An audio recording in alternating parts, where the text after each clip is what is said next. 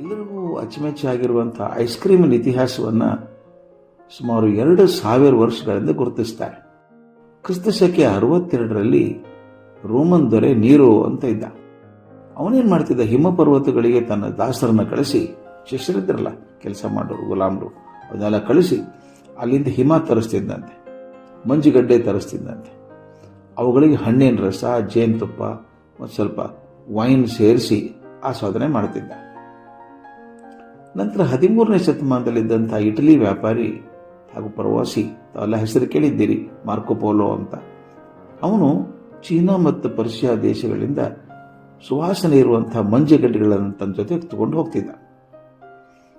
1160ರಲ್ಲಿ ಇಟಲಿಯ ಕಾಲ್ಬೆಲ್ಲಿ ಎಂಬವನು ಮಂಜುಗಡ್ಡೆಯನ್ನು ಒಡೆದು ಪುಡಿ ಪುಡಿ ಮಾಡಿ ಅದಕ್ಕೆ ಹಾಲಿನ ಕೆನೆ, ಸಕ್ಕರೆ, ಗೋಡಂಬಿ, ದ್ರಾಕ್ಷಿ ಸೇರಿಸಿ ಪ್ಯಾರಿಸ್ನಲ್ಲಿದ್ದಂಥ ತನ್ನ ಅಂಗಡಿಯಲ್ಲಿ ಮಾರೋಕ್ಕೆ ಶುರು ಮಾಡಿದ. ಅದಕ್ಕೆ ಭಾರಿ ಬೇಡಿಕೆ ಬಂತು. ಊರಿನ ಹಿರಿಯರು, ಪ್ರತಿಷ್ಠಿತರಿದ್ರಲ್ಲ, ಅಲ್ಲಿಗೆ ಬಂದು ತಿನ್ನೋಕೆ ಶುರು ಮಾಡಿದರು. ಅದನ್ನೆಲ್ಲ ಪ್ರೀತಿಯಿಂದ ಐಸ್ ಕ್ರೀಮ್ ಅಂತ ಕರೆದರು. ಯಾಕಂದರೆ ಐಸ್ ಇತ್ತು, ಕ್ರೀಮ್ ಇತ್ತು.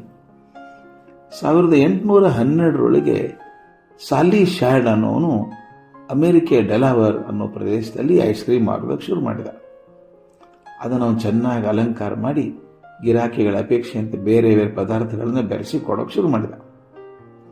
ಅದು ಎಷ್ಟು ಪ್ರಸಿದ್ಧ ಆಯಿತು ಅಂದರೆ, ಅಲ್ಲಿಗೆ ಹೋಗಿ ಐಸ್ ಕ್ರೀಮ್ ತಿನ್ನೋದು ಒಂದು ಘನತೆಯ ದ್ಯೋತಕ ಅಂತ ಹೇಳಬೇಕು. ನಾನು ಅಲ್ಲಿ ಐಸ್ ಕ್ರೀಮ್ ತಿಂದು ಬಂದೆ ಅಂತ ಹೇಳಬೇಕು. ಅಮೆರಿಕ ಆಗಿನ ಅಧ್ಯಕ್ಷರಾಗಿದ್ದಂಥ ಜೇಮ್ಸ್ ಮ್ಯಾಡಿಸನ್ ಪತ್ನಿ ಡಾಲಿ ಮ್ಯಾಡಿಸನ್ ಡೆಲಾವರ್ಗೆ ತನ್ನ ಸ್ನೇಹಿತರ ಜೊತೆಗೆ ಪ್ರವಾಸ ಮಾಡಿದ್ಲಂತೆ. ಎದಕ್ಕೆ? ಐಸ್ ಕ್ರೀಮ್ ತಿನ್ನೋದಕ್ಕೆ. ಅಷ್ಟೇ ಅಲ್ಲ, ಅದನ್ನು ತಿಂದು ತನ್ನ ಗಂಡನಿಗೂ ಕಟ್ಟಿಸ್ಕೊಂಬಂದಿದ್ಲಂತೆ. ಆದರೆ ಐಸ್ ಕ್ರೀಮನ್ನು ಅವಾಗ ತಿನ್ನೋದು ಸುಲಭ ಆಗಿರಲಿಲ್ಲ. ಯಾಕಂದರೆ ಗಟ್ಟಿಯಾಗಿ ಇಡೋದು ಸಾಧ್ಯ ಇಲ್ಲಲ್ಲ. ಐಸ್ ಕ್ರೀಮನ್ನು ಒಂದು ಸಾಸರಿಗೆ ಸುರುಕೋಬೇಕು, ಚಮಚೆಯಲ್ಲಿ ತಿನ್ನಬೇಕು. ಹಾಗಾಗಿ ಅದು ಸೋರಿ ಬಟ್ಟೆ ಮೇಲೆ ಬಿದ್ದು ಮುಜುಗರ ಮಾಡ್ತಾ ಇತ್ತು. ಆಗ ನ್ಯೂಯಾರ್ಕಿನ ಒಂದು ಹೋಟೆಲಲ್ಲಿ ಕೆಲಸ ಮಾಡ್ತಿದ್ದಂಥ ಮಾರ್ಕಿಯೋನಿ ಅನ್ನೋಂಥ ದಪ್ಪನಾದಂಥ, ಬೇಗನೆ ನೆನೆದಂಥ ಕಾಗದ ಕೋನವನ್ನು ಮಾಡಿದ. ಕಾಗದ ಅದು ಅಂದರೆ ಬರೆಯುವಂಥ ಕಾಗದಲ್ಲ, ಹಿಟ್ಟಿನಿಂದ ಮಾಡಿದಂಥ ಕಾಗದ. ಆ ಕಾಗದ ಕೋನ್ ಮಾಡಿದ, ಅದು ಐಸ್ ಕ್ರೀಮ್ ಸುರಿದು ಕೊಟ್ಟ. ಐಸ್ ಕ್ರೀಮ್ ತಿಂದು ಕೋನ್ ಬಿಸಾಕಬೇಕಾಗಿತ್ತು. ಆಗೊಂದು ಪ್ರಸಂಗ ನಡೀತು. ಚಾರ್ಲ್ಸ್ ಮೆಂಚಿಸ್ ಅನ್ನೋನೊಬ್ಬನ ಐಸ್ ಕ್ರೀಮ್ ಮಾಡ್ತಾ ಇದ್ದ. ಅವನ ಗೆಳೆಯ ಹಂವಿ ವಿಧ ವಿಧ ಕೇಕ್ಗಳನ್ನು ಮಾಡಿ ಪಕ್ಕದ ಅಂಗಡಿಯೊಳಗೆ ಮಾರ್ತಿದ್ದ. ಇಬ್ಬರು ಸ್ನೇಹಿತರು, ಒಬ್ಬ ಐಸ್ ಕ್ರೀಮ್ ಮಾರೋನು, ಇನ್ನೊಬ್ಬರು ಕೇಕ್ ಮಾರೋನು. ಅವನೇನು ಮಾಡ್ತಿದ್ದ, ಕೆಲವು ಕೇಕ್ಗಳನ್ನು ಒತ್ತಿ ಒತ್ತಿ ಒತ್ತಿ ಚಪ್ಪಟೆ ಮಾಡಿ ವಿಧವಾದ ಬಿಸ್ಕಿಟಿನ ಥರ ಮಾಡ್ತಿದ್ದ. ಗೊತ್ತಾಯ್ತಲ್ಲ, ಕೇಕನ್ನು ಒತ್ತಿ ಒತ್ತಿ ಚಪ್ಪಟೆ ಮಾಡಿ ಬಿಸ್ಕಿಟಿನ ಥರ ಮಾಡ್ತಿದ್ದ. ಒಂದು ದಿನ ಮೆಂಚಿಸನ ಪ್ರೀತಿ ಹುಡುಗಿ ಎಷ್ಟೆಲ್ಲ ಬಂದ್ಲಲ್ಲಿ. ಎಷ್ಟೆಲ್ಲ ದುರ್ದೈವ ಅಂದರೆ, ಒಂದಾದರೂ ಸ್ವಚ್ಛವಾದ ಸ್ವಾಸ್ಥ್ಯ ಇರಲಿಲ್ಲ. ಸ್ವಚ್ಛವಾಗಿರದಿದ್ದಂಥ ಸ್ವಾಸ್ಥ್ಯನಲ್ಲಿ ಪ್ರೀತಿ ಹುಡುಗಿ ಐಸ್ ಕ್ರೀಮ್ ಹೆಂಗೆ ಕೊಟ್ಟಾನವನು?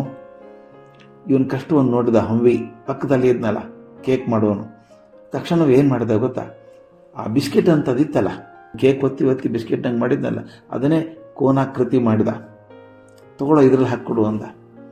ಮೆಂಚಿಸ್ ಐಸ್ ಕ್ರೀಮ್ ಅದು ಸುರಿದು ಕೊಟ್ಟ. ಹೇಳ್ದ, ನೋಡು ಎಷ್ಟೆಲ್ಲ, ಈ ಕೋನವನ್ನು ಎಸಿಬೇಡ, ಐಸ್ ಕ್ರೀಮ್ ಜೊತೆ ಅದನ್ನೂ ತಿನ್ಬಿಡು ಅಂತ ಹೇಳ್ದ. ಅಂದಿನಿಂದ ಐಸ್ ಕ್ರೀಮ್ ಜೊತೆಗೆ ತಿನ್ಬಹುದಾದಂಥ ಕೋನುಗಳ ಆವಿಷ್ಕಾರ ಆಯಿತು. ಇಬ್ಬರು ಸ್ನೇಹಿತರಿದ್ದಾರಲ್ಲ, ಎಷ್ಟು ಚೆನ್ನಾಗಿದೆಯಲ್ಲ ಐಡಿಯಾ ಇದು ಅಂದ್ಕೊಂಡ್ರು. ಅವರಿಬ್ಬರೂ ಸೇರಿ ಇದನ್ನು ರಿಜಿಸ್ಟರ್ ಮಾಡಿ ವ್ಯಾಪಾರ ಮಾಡೋಕ್ಕೆ ಶುರು ಮಾಡಿದ್ರು. ಇಬ್ಬರು ಕೋಟ್ಯಾಧೀಶರಾದರು. ಯಾಕೆ ಕತೆ ಹೇಳಿದೆ ಅಂದರೆ, ಬಹಳಷ್ಟು ಬಾರಿ ಕೆಲಸದ ಬಗ್ಗೆ, ಜನರ ಬಗ್ಗೆ, ವ್ಯವಸ್ಥೆ ಬಗ್ಗೆ ಇದ್ದಂಥ ಪ್ರೀತಿ ಅನೇಕ ಆವಿಷ್ಕಾರಗಳನ್ನು ಮಾಡಿಸಿದೆ. ಅಂತಹ ಪ್ರೀತಿ ಜನಜೀವನದ ಮಟ್ಟವನ್ನು ಕೂಡ ಮುಂದಕ್ಕೆ ತಂದಿದೆ. ವೀಕ್ಷಕರೇ, TV20 ಕನ್ನಡ ನ್ಯೂಸ್ ವಾಹಿನಿಯ ಪ್ರತಿದಿನದ ಅಪ್ಡೇಟ್ಗಳಿಗಾಗಿ TV20 Kannada news YouTube channel ಅನ್ನು ಲೈಕ್ ಮಾಡಿ, ಶೇರ್ ಮಾಡಿ ಹಾಗೂ ಸಬ್ಸ್ಕ್ರೈಬ್ ಮಾಡಿ ಮತ್ತು ಪಕ್ಕದಲ್ಲಿರುವ ಬೆಲ್ ಬಟನ್ ತಪ್ಪದೇ ಕ್ಲಿಕ್ ಮಾಡಿ.